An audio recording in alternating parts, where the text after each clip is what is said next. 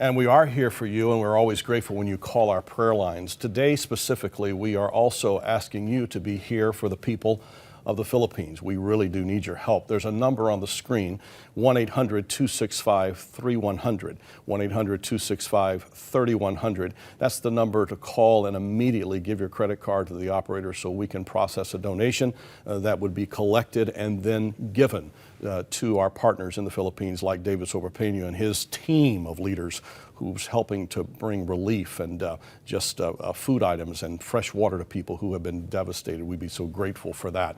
Well, the book is entitled Chasing God, and I have the author, Roger Huang, right here with me.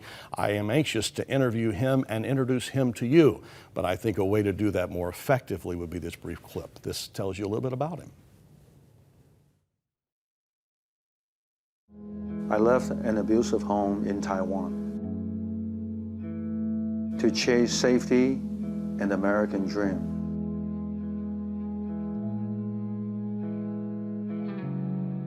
I left loneliness and solitude to chase community and marriage.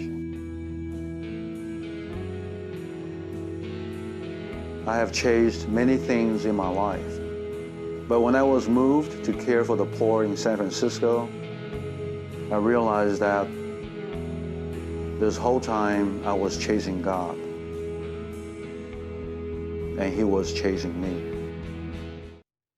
And I tell you, Roger, when I read this book, I was chasing page after page. It's good to have you here. Thank you, John, for having me. And what a life the Lord has allowed you to live so far.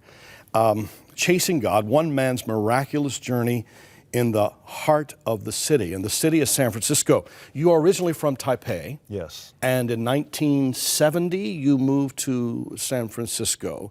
And specifically, God led you to a community, an area of San Francisco called the Tenderloin. Yes. Let's move from Taipei to Tenderloin quickly and tell us about this neighborhood, because it's known for a lot of different things that reflect a lot of different needs. Tenderloin is a district in the city of San Francisco. We have 12 districts, and this is the roughest and toughest. And it's about 50 city blocks, and it has 586 high-rise buildings, 37,000 people live in there. In addition to that, we have roughly 7,000 homeless population that come through there daily, because we have two of a very large feeding facilities. And we have 2 major crimes every hour. Wow. So it's the highest crime in the city of San Francisco. It's the toughest area of San Francisco. Yes. And right in the center of that, God has placed you, Roger, with City Impact Ministries. 30 years ago, I think it is, that you were finding yourself getting off work, working a graveyard shift, and your car breaks down. What happens? Tell us a little bit about that night and what that led to even to this day. About a year and a half ago, prior to that incident, I came to know the Lord through a TV evangelist. Okay. Right there in my living room.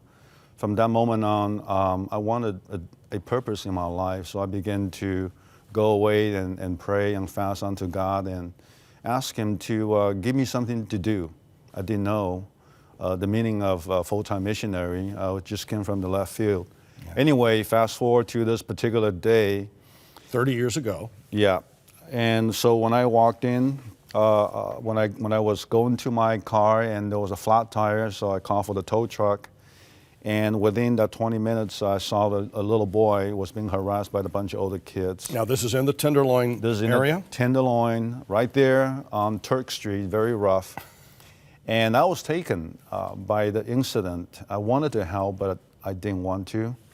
And anyway, I drove away and from that spot. And within 15 minutes, God spoke into my heart. He said, "What if that was your son? What would you do?" Yeah.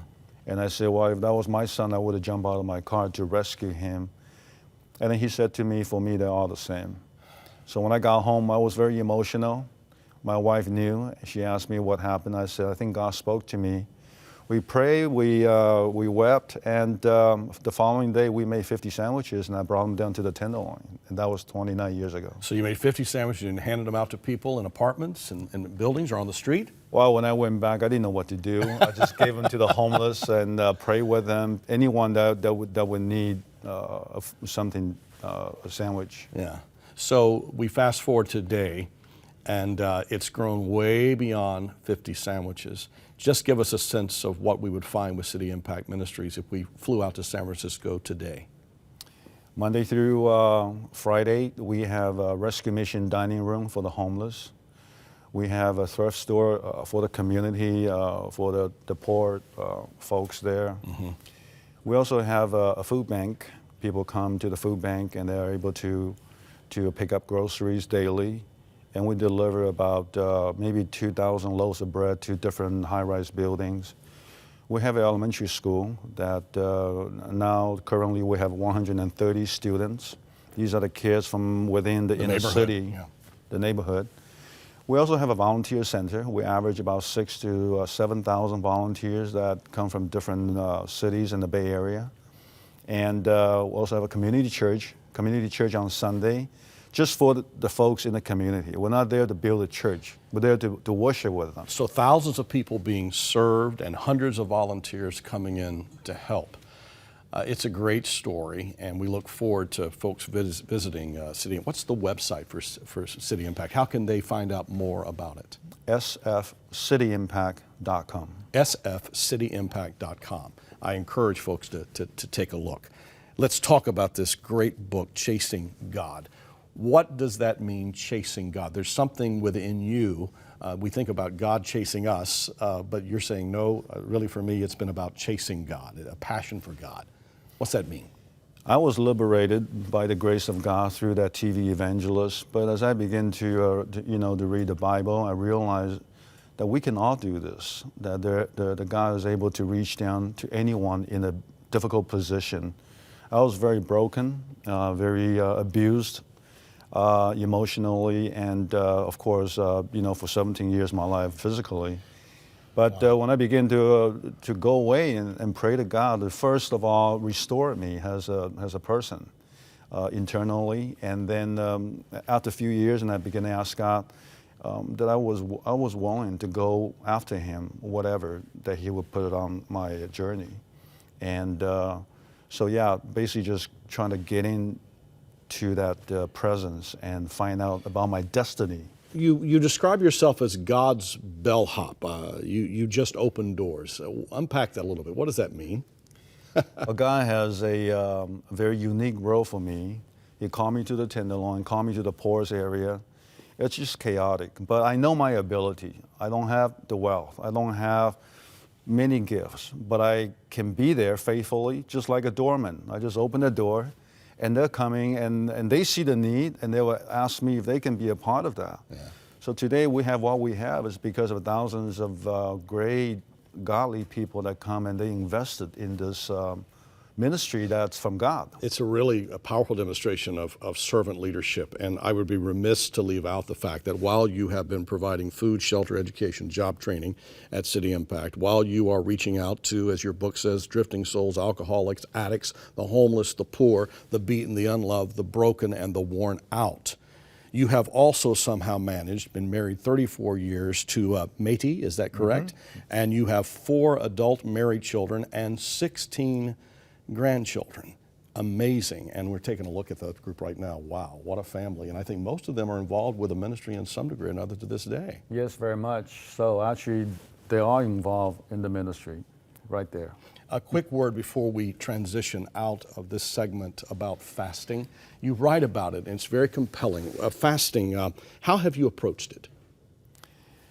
I basically just go to an isolated place, and I will write down what I would like God to help me with on the tablet, and I just simply stop eating and just fast to God and pray and ask Him to get me out of the situation. And what's the outcomes? What are you learning as you fast? In the last 29 years, every time I come before God with that kind of commitment and dedication, He has always come through in more ways than one. And it's just a way to consecrate myself and come before Him. Roger, you embody the kind of leader I want to be. You really do. I thank you for your life and for your witness and your servant's heart, slugging it out in one of the toughest communities in all of North America. May God bless you. Thank you. We're so grateful. Come back and see us. The book is Chasing God. It's available in our e-store. Hope that you'll check it out. Thank you so much to our dear friend Roger. It's a benediction in my life. Thank you.